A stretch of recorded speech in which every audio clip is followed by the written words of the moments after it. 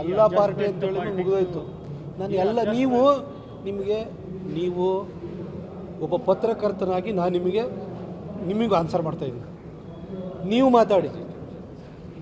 ನಾನು ಎಲ್ಲದನ್ನು ಕೂಡ ಬಿಡಿಸಿ ಹೇಳಿದ್ದೀನಿ. ಇವರು ರಾಜ್ಯ ಉದ್ಧಾರ ಮಾಡೋ ಯಾವ ಕೆಲಸ ಮಾಡ್ತಿದ್ರು, ಮಕ್ಕಳನ್ನು ಉದ್ಧಾರ ಮಾಡೋದು ಬಿಟ್ಟು ಯಾವ ಎಲ್ಲ ಪಕ್ಷದವ್ರನ್ನೂ ತೊಗೊಳ್ಳಿ ಅಂತ ಹೇಳಿದ್ದೀನಿ ನಾನು. ಇದಕ್ಕಿಂತ ಸ್ಪಷ್ಟವಾಗಿ ನಾನು ಇನ್ನೇನು ಹೇಳ್ಬೋದು? ಅದು ಬಿಡಿ, ಶಿಸ್ತು ಅದು ಇದರಲ್ಲಿ ಬಿಡಿ. ಒಂದು ಪಕ್ಷದಲ್ಲಿ ಕೋಟ್ಯಾಂತರ ಜನ ಕಾರ್ಯಕರ್ತರು ಇರ್ತಾರೆ, ಪದಾಧಿಕಾರಿಗಳಿರ್ತಾರೆ, ಲೀಡರ್ಸ್ಗಳಿರ್ತಾರೆ. ಅಶಿಸ್ತು ಅನ್ನೋದು ಇರುತ್ತೆ ಹೋಗುತ್ತೆ, ಅದು ಬಿಟ್ಬಿಡಿ. ಆದರೆ ನಾನು ಹೇಳ್ತಿರೋಂಥ ಪ್ರಶ್ನೆ ಈ ಅಡ್ಜಸ್ಟ್ಮೆಂಟ್ ರಾಜಕಾರಣ ಮತ್ತು ಮಕ್ಕಳನ್ನು ಬೆಳೆಸುವಂಥ ರಾಜಕಾರಣ, ಅದ್ರ ಬಗ್ಗೆ ನಾನು ಸ್ಪಷ್ಟವಾಗಿ ಲೀಡರ್ಸ್ನ ನೇಮ್ ಮಾಡಿ ಹೇಳಿದ್ದೀನಿ. ಇದ್ರ ಬಗ್ಗೆ ಪತ್ರಕರ್ತರ ಸಹಕಾರವನ್ನು ಕೇಳ್ತೀನಿ.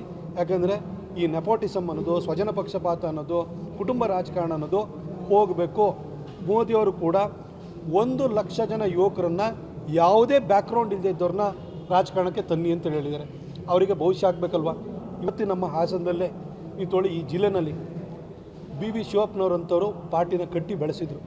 ಅಂತಹ ಮಹಾನ್ ನಾಯಕರುಗಳಿದ್ದಾರೆ.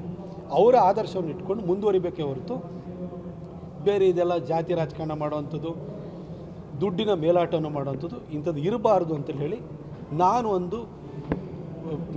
ಒಂದು ಆದರ್ಶದ ಮಾತುಗಳನ್ನು ಆಡಿದ್ದೀನಿ. ಅದಕ್ಕಿಂತ ಜಾಸ್ತಿ ಹೇಳೋಕ್ಕೆ ನನ್ನ ಹತ್ರ ಏನಿದೆ. ಸರಿ, ನಾನು ರಾಜಕೀಯ ನಾನೇನು ಇಲ್ಲಿ ದುಡ್ಡು ಮಾಡೋಕ್ಕೆ ಬಂದಿರೋನಲ್ಲ, ರಿಯಲ್ ಎಸ್ಟೇಟ್ ಮಾಡೋಕ್ಕೆ ಬಂದಿರೋಲ್ಲ, ಸೈಟ್ ಹೊಡೆಯೋಕ್ಕೂ ಬಂದಿಲ್ಲ, ಕೂಡದಲ್ಲೂ ಸೈಟ್ ಹೊಡೆಯೋಕ್ಕೆ ಬಂದಿಲ್ಲ. ನಾನು ಬಂದಿರೋದು ನಾನು ಸೈದ್ಧಾಂತಿಕವಾಗಿ ಬಂದಿರೋನು. ನಾನು ITC ಕ್ಯಾಂಪನ್ನು ಇನಿಷಿಯಲ್ ಟ್ರೈನಿಂಗ್ ಕೋರ್ಸನ್ನ ಮಾಡಿಕೊಂಡು ನಾನು ಸಂಘದ ಹಿನ್ನೆಲೆಯಿಂದ ಬಂದಿರೋನು.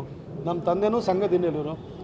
ನಮ್ಮ ತಂದೆ ಹಾಸನ ಜಿಲ್ಲೆಯಲ್ಲಿ ಜನಸಂಘದ ದೀಪದ ಗುರುತಿನಲ್ಲಿ ನಿಂತು ಪಂಚಾಯತಿ ಚೇರ್ಮನ್ ಆದಂಥ ಮೊದಲನೇ ವ್ಯಕ್ತಿ. 1968ರಲ್ಲಿ ಬಿರಡಳ್ಳಿ ಪಂಚಾಯತಿ ಅಧ್ಯಕ್ಷರಾಗಿದ್ದರು. ನಾನು ಆ ಹಿನ್ನೆಲೆಯಿಂದ ಬಂದಿರೋನು. ನನಗೆ ಬೇರೆ ಏನು ಗೊತ್ತಿಲ್ಲ. ನನ್ನ ಹತ್ರ ಗೊತ್ತಿರೋದು ಸಿದ್ಧಾಂತ ಅಷ್ಟೇ, ರಾಷ್ಟ್ರೀಯತೆ ಅಷ್ಟೇ. ಅದಕ್ಕೋಸ್ಕರ ಯಾವ ಹುದ್ದೆ ಬೇಕಾಗಿಲ್ಲ. ರಾಷ್ಟ್ರೀಯತೆಯನ್ನು ಪ್ರತಿಪಾದಿಸೋದಕ್ಕೆ ನಮ್ಮ ಲಕ್ಷಾಂತರ ಜನ ಕಾರ್ಯಕರ್ತರು ಯಾರಿದ್ದಾರೆ ಅವ್ರಿಗೊಂದು ಇನ್ಸ್ಪೈರ್ ಮಾಡಲಿಕ್ಕೆ, ಅವ್ರನ್ನ ಮೋಟಿವೇಟ್ ಮಾಡಲಿಕ್ಕೆ ಯಾವ ಹುದ್ದೆನೂ ಬೇಕಾಗಿಲ್ಲ. ನನಗೆಲ್ಲೇ ಹೋದ್ರೂ ಕೂಡ ಜನ ಕರೆದು ಗೌರವನೂ ಕೊಡ್ತಾರೆ. ನಾನು 10 ವರ್ಷ MP ಆಗಿ ಮಾಡಿರೋ ಕೆಲಸಕ್ಕೆ ನನಗೆ ಸಾಕು. ಜೀವನಕ್ಕಾಗುವಷ್ಟು ಪ್ರೀತಿ ವಿಶ್ವಾಸವನ್ನು ಕರ್ನಾಟಕದ ಜನ, ವಿಶೇಷವಾಗಿ ಮೈಸೂರು ಮತ್ತು ಕೊಡಗಿನ ಜನ ಕೊಟ್ಟಿದ್ದಾರೆ. ರಾಜ್ಯ ರಾಜಕಾರಣದಲ್ಲೇ ಇದ್ದೀನಿ ಈಗ ಆಲ್ರೆಡಿ. ಡೆಲ್ಲಿಗೆ ಹೋಗಬೇಡ ಅಂತಂದರೆ ಇಲ್ಲೇ ಇರು ಅಂತ ಅರ್ಥ. ಹಾಗಾಗಿ ಮೈಸೂರು ನನ್ನ ಕರ್ಮಭೂಮಿ. ನಾನು ಅಲ್ಲೇ ಇರ್ತೀನಿ, ಅಲ್ಲೇ ರಾಜಕಾರಣ ಮಾಡ್ತೀನಿ, ಕರ್ನಾಟಕದ ಜನರ ಸೇವೆನೇ ಮಾಡ್ತೀನಿ. ನಾನು ಆ ಪಕ್ಷ ಈ ಪಕ್ಷ ಅಂತ ಹೇಳ್ತಿಲ್ಲ. ಯಾರು ಏನಾರು ಆರೋಪ ಮಾಡಲಿ, all parties senior leaders adjustment ಪಾಲಿಟಿಕ್ಸಲ್ಲಿ ಇದ್ದಾರೆ. ಇಲ್ಲ ಅಂತಂದರೆ ಮೂಡಾದಲ್ಲಿ BJP ಅವ್ರದ್ದಿದೆ, JDS ಇದೆ, ಇನ್ನೊಂದಿದೆ. ಕಾಂಗ್ರೆಸ್ನವ್ರು ಯಾಕೆ ಬಿಡ್ತಾಯಿಲ್ಲ? ಅವರೇ ಮಾಡಿದಂಥ ಆರೋಪಗಳಿಗೆ ಇದುವರೆಗೂ ಒಂದು ಸಾಕ್ಷ್ಯನಾದರೂ ಕಾಂಗ್ರೆಸ್ನವ್ರು ಕೊಟ್ಟಿದ್ದಾರೆ. ಇನ್ವೆಸ್ಟಿಗೇಟಿವ್ ಏಜೆನ್ಸಿ ಅವ್ರ ಹತ್ರ ಇದೆ, ಅಡ್ಮಿನಿಸ್ಟ್ರೇಷನ್ ಅವ್ರ ಕೈಲಿದೆ, ಪೊಲೀಸ್ ಡಿಪಾರ್ಟ್ಮೆಂಟ್ ಅವ್ರ ಹತ್ರ ಇದೆ. ಕೊಡ್ರಪ್ಪ. 40% ಅಂದ್ರಲ್ಲ, ಕೊಡಿ. PSI ಹಗರಣದ ಬಗ್ಗೆ ನೀವು ಯಾಕೆ ಇವತ್ತವರೆಗೂ ತನಿಖೆ ಮಾಡಿಸ್ತಿಲ್ಲ? ಪ್ರಿಯಾಂಕಾ ಖರ್ಗೆ ಸ್ಟೇಟ್ಮೆಂಟ್ ಕೊಟ್ಟಿದ್ರಲ್ಲ, ನನ್ನ ಹತ್ರ ಇದೆ, ದಾಖಲೆ ಇದೆ ಅಂತ. ಕೊಡಪ್ಪ ಇವಾಗ. ಈಗ ಯಾಕೆ ಅದನ್ನು ಇಟ್ಕೊಂಡು ಏನು ಮಾಡ್ತಾಯಿದ್ದೀರಿ ನೀವು? ಎಂಟೈರ್ ಅಡ್ಮಿನಿಸ್ಟ್ರೇಷನ್, ಕರ್ನಾಟಕ ಸರ್ಕಾರನೇ ನಿಮ್ಮ ಕೈಯಲ್ಲಿದೆಯಲ್ಲ. ಯಾವ್ಯಾವ ಹಗರಣ ಇದೆ ಎಲ್ಲ ತೊಗೊಂಬನ್ನಿ.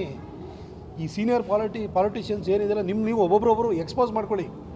ಕನಿಷ್ಠ ನೆಕ್ಸ್ಟ್ ಜನ್ರೇಷನ್ ಆದ್ರೂ ಒಳ್ಳೆ ಪಾಲಿಟಿಷಿಯನ್ ಬರೋದಕ್ಕೆ ಅವಕಾಶ ಆಗುತ್ತೆ.